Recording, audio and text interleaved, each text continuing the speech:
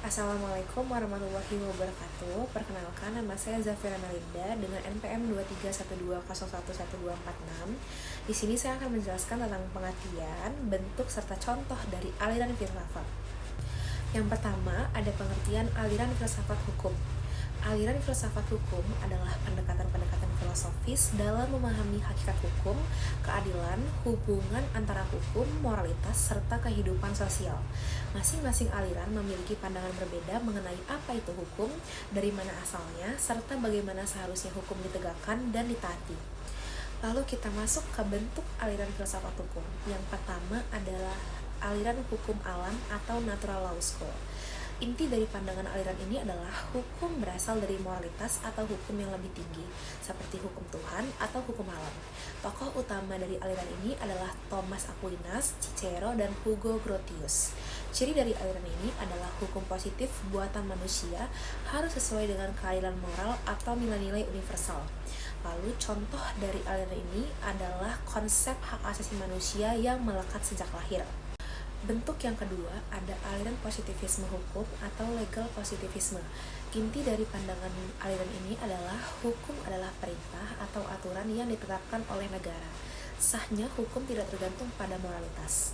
Lalu tokoh utama dari aliran ini adalah John Austin dengan Hans Kelsen.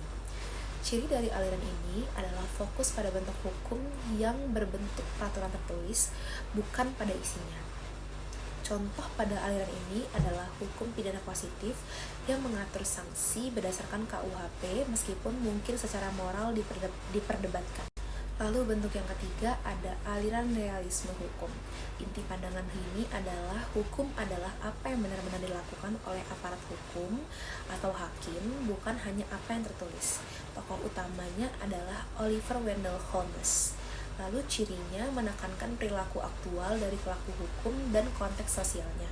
Serta contoh pada aliran ini adalah putusan hakim yang dipengaruhi oleh kondisi sosial dan psikologis terdakwa. Lalu kita lanjut ke bentuk yang keempat, ada aliran sociological jurisprudence atau sosiologi hukum.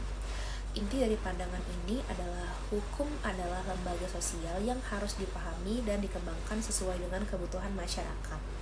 Tokoh utamanya ada Roscoe Pound and Eugen Ehrlich. Lalu ciri-cirinya adalah hukum harus hidup di tengah masyarakat. Dan contohnya hukum adat atau praktik lokal yang diakomodasi dalam sistem hukum nasional. Untuk bentuk yang kelima ada aliran utilitarianisme dalam hukum.